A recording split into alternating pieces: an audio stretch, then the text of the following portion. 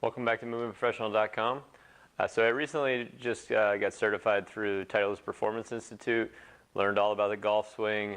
Recently just had a golf pro take a look at my swing, and what I realized is that I got a lot of work to do, but also that there's very specific mobility limitations that will get in the way of a powerful golf swing, and I have all of them. So I've started working on trying to kind of create my own mobility drills that are most specific to the golf swing, and I want to show you some of the stuff that I've come up with, and because I've been using some retest and seeing some good change with it.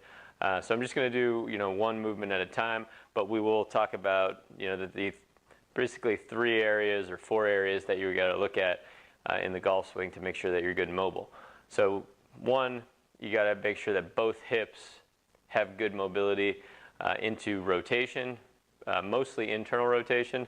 So on the backswing, which we'll go over now, we're going to go back through here. I have to be able to internally rotate through my right leg through here, and then externally rotate through my left leg. So the big limitation oftentimes will be the internally rotated leg, all right, that you just can't get into that, which will create the hips to kind of sway side to side as opposed to really rolling into that hip there.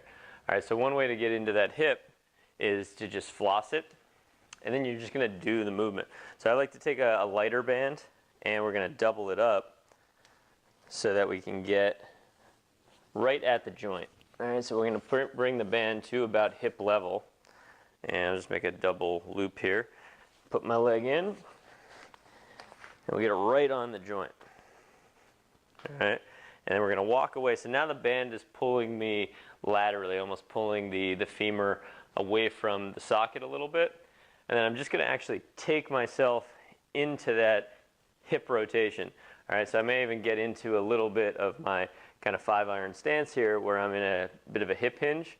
So it's flexion and internal rotation, and if I move more to the left, I can create a little bit more of a floss. And you want to keep the band really up in the groin. You don't want to let it come down into the middle of the thigh, and then I just create this rotation, and now the femur has actually got a little bit of gapping, so I can get a little bit further into the range.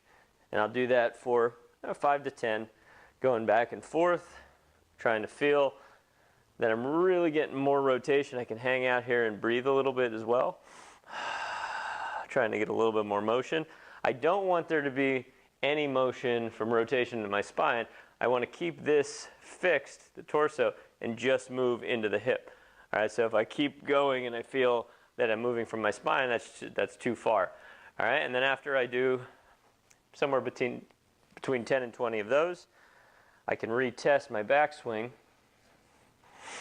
and just see if it's easier to get into this hip, which it feels like it is for me. Now I also want to do that on the other side because golf is a very asymmetrical game, and you're not often swinging on both sides, so it's nice to do your mobility on both sides just so you don't get too asymmetrical. So I would just do the same thing on the other side. So that's working on the backswing leg to get into internal rotation. I'll come back with a few videos looking at the lead arm, the back arm, and the downswing leg and the mobility necessary for that. If you have any questions, go to movementprofessional.com. See you next time.